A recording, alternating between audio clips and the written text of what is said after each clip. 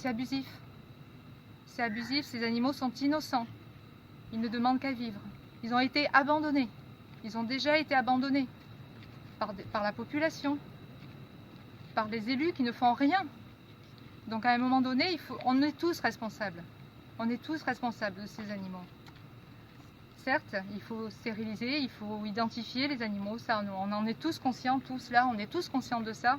Mais ces pauvres animaux sont déjà là à attendre, à mourir dans la rue.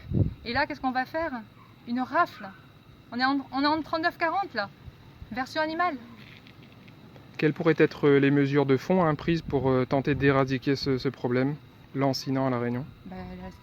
L'identification obligatoire, des contrôles, des contrôles d'élevage marron aussi, parce que tout le monde sait qu'il y a des élevages marrons à La Réunion, personne ne fait rien. L'identification, la rendre obligatoire. Et puis la maltraitance aussi, il faut intervenir. Alors on sait bien, il y a des associations qui se battent contre la maltraitance aussi, mais ça ne suffit pas. Il faut agir beaucoup plus vite. Là, ils vont agir très vite. Les animaux ce soir, on va leur donner très peu de temps, parce qu'ils nous ont dit qu'ils allaient leur laisser 5 jours avant d'être euthanasiés. On sait très bien que c'est faux. Ils vont être euthanasiés très rapidement, vu le nombre qu'ils vont ramasser dans ce week-end. Il faut du temps. Nous, il faut nous laisser du temps. Alors, on peut pas résoudre l'impossible comme ça. Là, il y a des familles d'accueil qui sont présentes ce soir, qui se sont proposées pour adopter des animaux auprès d'associations. Il y a des gens qui sont venus adopter ce soir. On nous a refusé l'accès. On a demandé à parler aux responsables de la fourrière ici présents. On nous a refusé cette intervention en nous disant rendez-vous la semaine prochaine. On ne nous a même pas donné de date. La semaine prochaine, on sait très bien que ces animaux seront euthanasiés. Ce sera trop tard. Les solutions existent bel et bien.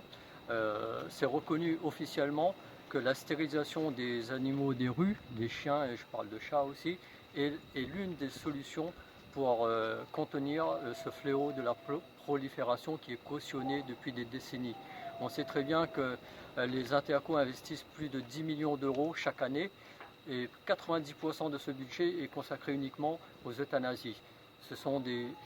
Et ces euthanasies, nous savons tous également que ce sont nos vétérinaires qui vont dans les foyers, qui bravent la déontologie de leur métier en assassinant des chiens, des chats innocents.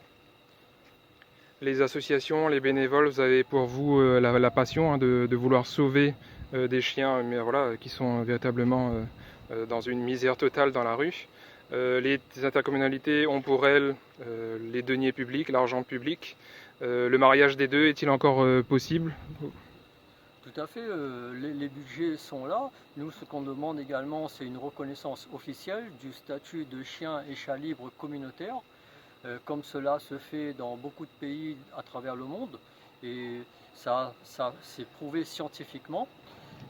L'errance animale telle qu'il parle actuellement et depuis des années, en fait, c'est un fiasco, c'est un cuisant échec, à tel point qu'il y a très probablement plus de 500 000 chiens errants sur cette île.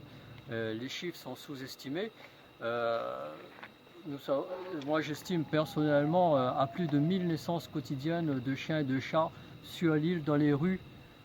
Et donc ça fait près de 360 000 chiens et chats chaque année qui naissent dans les rues, sans compter les élevages marrons. On a senti